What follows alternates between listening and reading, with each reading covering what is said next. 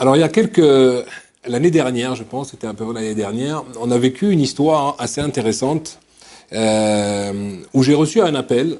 On était la veille de Sukkot. Veille de Sukkot, je reçois un appel d'un jeune qui est dans une école à Tel Aviv, un jeune Français qui vient d'arriver du sud de la France, et il fait une école d'informatique là-bas, etc. Top.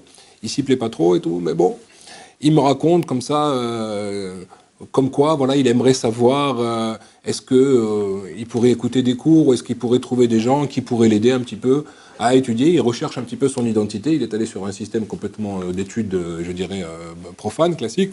Mais il voudrait, maintenant qu'il est en Israël, profiter de ça. Alors évidemment, j'ai compris déjà le message d'Akadosh Baruch Hu pourquoi il m'appelle à moi, d'accord. J'ai cherché un petit peu en lui posant trois questions, et effectivement, il n'avait pas fait sa Brit Mila. Je lui dis, écoute, il n'y a pas de problème. Où est-ce que tu es pour Soukot? Il me dit, c'est quoi Soukot? Je dis, eh ben, on en est la veille, là, quand même. Tu n'as pas vu qu'il y a... Ah oui, je vois qu'il y a des cabanes un petit peu partout. Je ne sais pas pourquoi les gens, ils ont fait ça, parce qu'ils ont des belles maisons ici. Je n'ai pas compris pourquoi vraiment ils vont se mettre là-dedans. Et alors, je lui dis, mais écoute, où est-ce que tu vas passer la fête? Il me dit, je ne sais pas du tout, c'est quoi cette fête? Il dit, ok, tu vas venir à Jérusalem et on va te montrer cela. Donc, il est venu, je l'ai invité le jour même, d'accord? Dès qu'il m'a téléphoné, il n'y avait pas beaucoup de temps. Il est arrivé depuis Tel Aviv et on arrive pour Soukot. Alors évidemment, il ne connaissait, c'était vraiment top départ, quoi. Je veux dire, connaissais rien du tout. Mes enfants, qui étaient petits, même les petits, ils étaient morts de rire d'entendre les questions qu'il avait. Pourquoi vous mettez une couverture sur la tête quand vous allez prier? Pourquoi vous faites ci? Bon, enfin, il est vraiment quelqu'un qui connaissait rien du tout de judaïsme. Et donc, je lui dis, écoute, laisse tomber, viens avec nous, tu vas vivre une journée un petit peu particulière, tu vas voir, c'est sympa. Je m'excuse, par contre, tu vas pas dormir à la maison, on va dormir dehors, mais tu verras, c'est sympa. C'est pas la belle étoile, mais pas loin.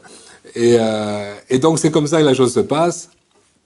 Et le matin, je le sens très perturbé. Alors évidemment, moi, je lui ai parlé un petit peu de ce que je faisais le soir, etc. et tout. Et dès qu'on revient de l'office du matin, il était vraiment perturbé comme ça. Je voyais qu'il était gêné. Je dis, qu'est-ce qui se passe? Il me dit, bah, écoutez, il m'est arrivé quelque chose qui est quand même très bizarre. Et moi, je ne suis pas un huluberlu et je me connais très bien. Et je voudrais quand même vous en parler. Alors je lui dis, vas-y, dis-moi. Il dit, vous savez, quand on est allé à la synagogue, bon, j'ai pas pu faire la prière, mais je suis resté avec vous. Mais vous m'avez donné à porter le Sefer Torah. D'accord? Évidemment, quand on quelqu'un qui connaît pas, il faut faire attention de ne pas le faire monter à la Torah, parce que si c'est pas du tout lire la Torah, c'est un gros problème de bracha, s'il fait la bracha alors qu'il ne sait pas du tout lire dans la Torah. Donc il vaut mieux éviter. Et donc ce que je lui ai donné, c'est de prendre le Sefer Torah. Pour la première fois, il tenait un Sefer Torah dans la main, il a pris, et après il l'a ramené. Et alors il dit, pourquoi, qu'est-ce qui s'est passé de spécial? Eh ben, dès que j'ai pris le Sefer Torah dans mes mains, ma brite m'a brûlé. Au point que je ne savais même pas si j'allais pouvoir tenir avec le Sefer Torah. J'ai réussi à tenir, parce que je savais que c'était important, il ne fallait pas lâcher. Je l'ai posé sur la théba, ça s'est arrêté. Et après, je me suis dit, pendant la Kriyat Torah, bon, je fabule, ça doit être les premières fois à la synagogue que je vais de ma vie, etc. et tout. J'ai dit, ça m'a passé. Mais le problème, c'est que quand je l'ai repris pour le ramener, rebelote. C'est quelque chose que j'ai jamais senti de ma vie et je sentais qu'il y avait quelque chose là-dessus. Donc j'ai compris le message. Il me dit, je connais rien à la Torah, mais je comprends qu'il faut pas rester comme ça.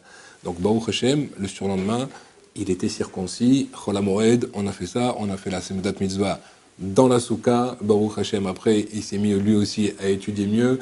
Il est venu à Bnei Brak, il est passé de Tel Aviv à Bnei Brak, etc. Baruch Hashem, on a commencé à le suivre là-dessus. Et là, maintenant, il a fait son aliyah, Baruch Hashem, ou en tout cas, il va rentrer avec un système maintenant pour pouvoir rester ici. Donc, donc vous voyez ici, pourquoi ce message?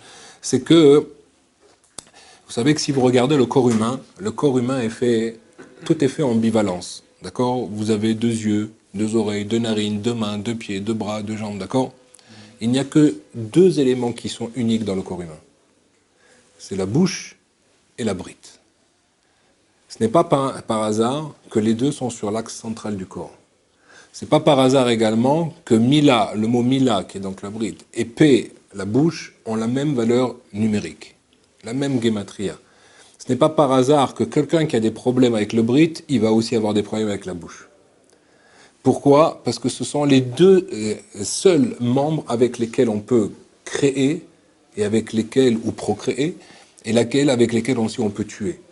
On peut tuer avec la bouche d'une façon claire, et vous le savez, la force du lachon hara ou de dire quelque chose de méchant sur quelqu'un, on peut le tuer. Même si physiquement il n'est pas mort, mais on peut complètement le sortir du système, c'est pour ça que le lachon hara est si grave. Mais avec la bouche, on peut aussi étudier la Torah et créer de la vie. D'accord? Et la même chose avec le brit, c'est la même chose, de la même façon que si on l'utilise à bon escient, on procrée et on peut aller ramener des neshamot extrêmement grands et des enfants extraordinaires.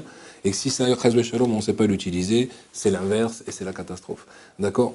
Donc il faut savoir que la brite a une influence directe sur toute la construction de la personne. Il y en a même qui disent, des rabbins qui disent que toutes les preuves, la véritable et ultime épreuve pour laquelle l'homme est venu dans ce monde, c'est uniquement le tikkun abrit, d'accord? C'est avec ça que tout se passe. Quand la personne, elle fait attention, l'abrit, c'est pas uniquement, évidemment, l'acte de l'intimité, c'est également qu'est-ce qu'on regarde, c'est également qu'est-ce qu'on fait avec sa bouche, comment, et tout ce que, et évidemment, avec le brit lui-même. Donc c'est quelque chose de très très très fort sur lequel il faut, et tous ceux qui viennent dans la yeshiva, vous êtes bien placés pour comprendre que ça demande beaucoup d'efforts, mais les efforts sont énormément récompensés parce que tout celui qui fait attention à cela, eh bien automatiquement il monte de niveau et il a le mérite aussi de recevoir ensuite la kala qui va correspondre par rapport à ce niveau-là dans lequel il se met. Donc chaque fois qu'un effort est fait, et plus la retenue est grande, et plus l'effort est et plus la récompense est extraordinaire.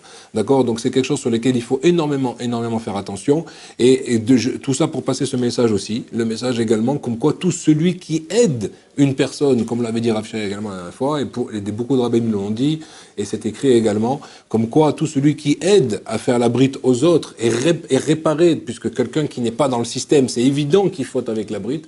Donc quand on l'aide à faire sa brite à lui, et donc on répare, on répare également la brite de la personne avec toutes les fautes qui auraient pu être faites avec la brite. Quand on est sandak également pour ces adultes-là, et on peut proposer aux gens, pour ceux qui le souhaiteraient, d'être sandak, c'est un très très grand tikkun à brite, Bezrat Hashem. Amen, Kenny Ratson.